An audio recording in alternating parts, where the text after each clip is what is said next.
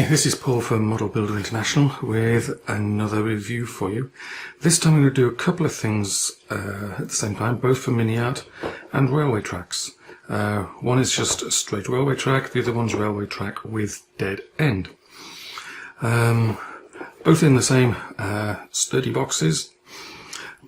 Basically the difference between the two is basically the dead end, and this one, if it's just the railway track, then there's 136 parts and 686 millimeters long, which is just over 2 feet of track, 1/35th scale track. And both of these are the European gauge, not the Russian gauge. So these will be good for, should we say, anything in Europe. You could do very late war Russian things when the Russians were in Eastern Europe. But early war Russian things wouldn't have been seen on these gauges unless they were captured. The other one is, this one is 90 parts and 342 millimeters of track. So that's just over a foot. As I said, sturdy boxes. Basically the same thing with variation, the one with the end stop and the other one with an extra, basically, foot of track. There's nothing much on the outside of the bottom of the boxes, so let's have a see what we get inside. I'll just try the one with the end to start with. And we get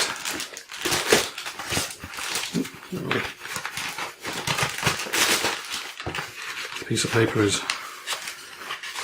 stuck in the bottom. One set of instructions, one bag of sprues. Instructions: double-sided piece of black and white paper. As you'd expect, it's going to be pretty straightforward. So let's see what we get in the other box. We have, again, one bag of sprues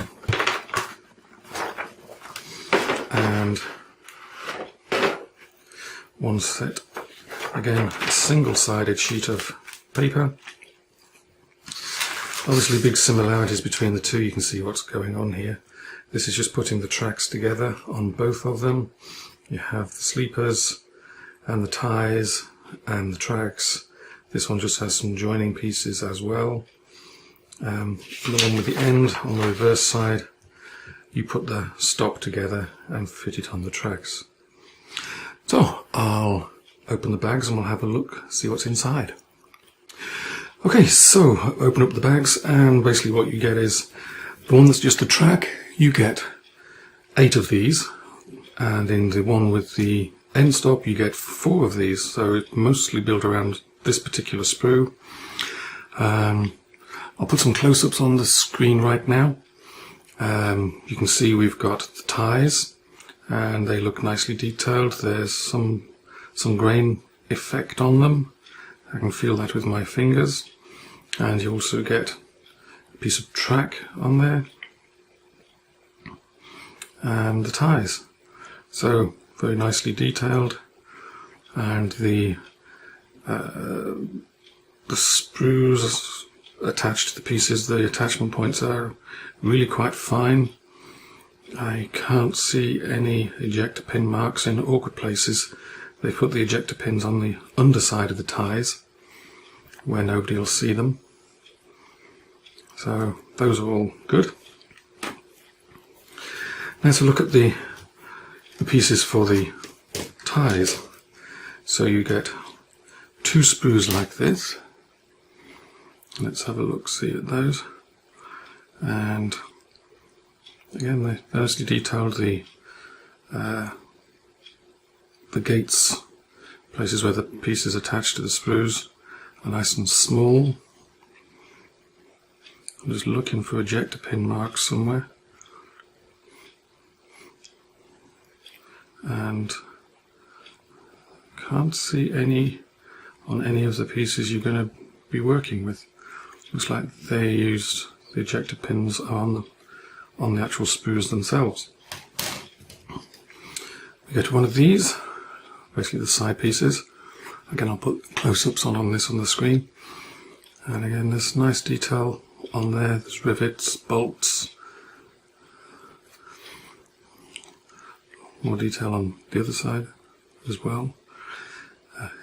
Again, very small gates where things attach, and there's no ejector pins in awkward places. And finally, the last piece is the front of the stop. There's that large piece of wood there which has a texture on it. Again, nice small sprue gates, some fine details in places.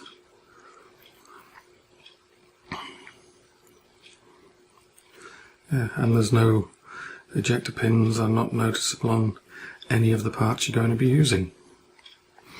So this looks quite nice. It'll go very nicely with a railway diorama.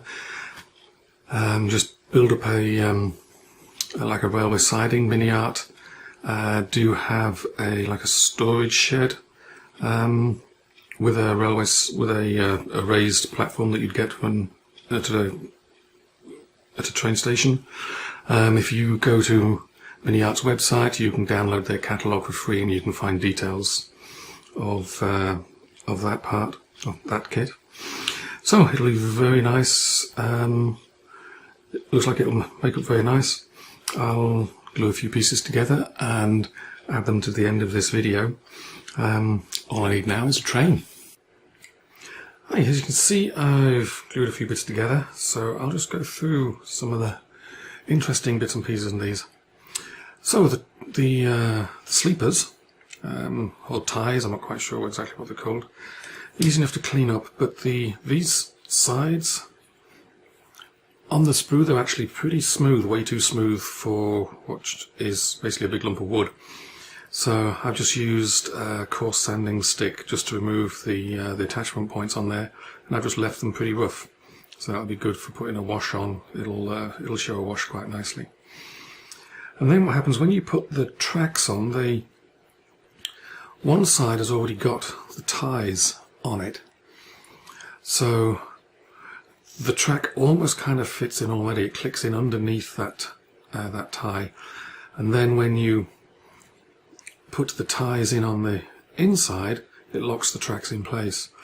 The gap there is supposed to be there. That's where the dead end sits. It sits on top here, and I've kept them separate for now, and I'll explain why in a second. But the tracks go on quite nicely. There's no real problems there. You don't have to worry about cleaning up the underside of the tracks too much, because nobody's ever going to see those. And the tracks does have little pins on it, so you can get your sleepers spaced correctly so they all look parallel. So that's easy enough. Here is the dead end.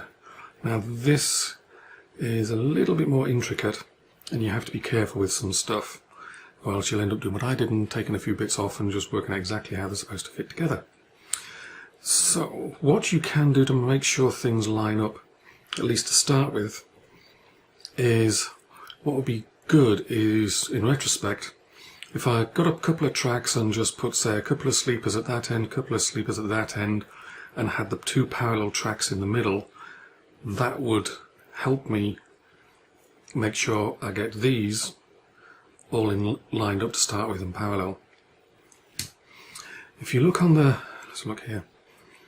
If you look underneath here, there's a couple of little pins on each of these pieces of metal that sticks down.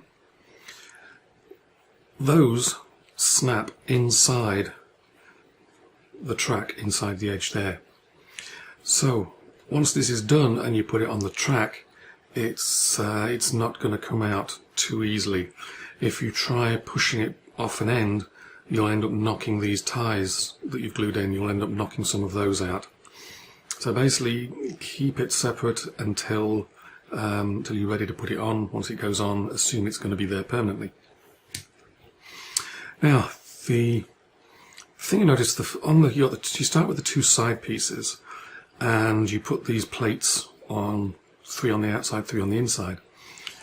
And the plates have little raised pieces of plastic to make sure they'll fit in the right place. But if you're not careful, they will fit in other ways as well. So the thing to aim for is on the front here, these should be flush with the front, and the same with the ones at the top, they should be flush with the front of the, basically the triangular piece you're given to start with. And at the back here, there should be a little piece of the frame sticking out the back. That way you know you've got things in the right places. If you don't have them in the right places, what you'll find is these two girders on the inside either won't reach from front to back, or they'll be too long. So that's the key thing, is and just taking your time making sure things are square. And that's why it's handy. It could be handy to use the tracks with just the front two and the back two and just a big gap in the middle here. It'll help you get everything lined up. So you could have built it on there like that. And then other than that, it's reasonably straightforward. Just clean things up, make sure they line up, and then remember, once you fit it, it's going to stay there for good. So yeah, eventually I'll paint these, and it'll be a nice chance for some weathering, because obviously these things are going to, most of them will sit outside for years with no attention. They'll just sit there and rust away slowly. Well, it's a nice little kit. It's very well put together. No real problems other than what I've highlighted in just making sure you get things, these plates, in the right places. Once you get that and you use something to make sure you keep it all square, it's pretty much plain sailing after that. Very nice detail on the wood. This has got nice wood texture on it. So yeah, very nice kit. Should do well. Yeah, thanks for watching.